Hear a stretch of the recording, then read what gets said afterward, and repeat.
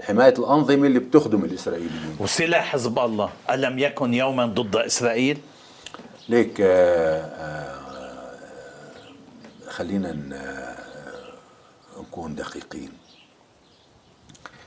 سلاح حزب الله من بعد ما فات على سوريا قتل الشعب السوري وحمى الطاغوت المجرم ودمر سوريا وجاب الروس على سوريا وتعاون مع الأمريكان في العراق ولعب لعبة تقسيم في اليمن.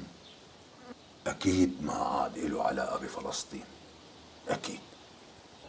ضد مين خاضة؟ ضد الشعب السوري، ضد المدنيين ضد السوريين المدنيين وضد المسلحين غير داعش.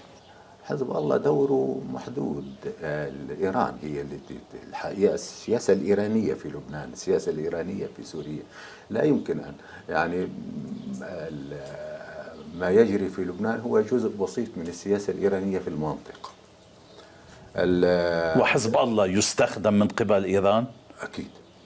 هو مستخدم عند إيران؟ للأسف هو هكذا اليوم للأسف.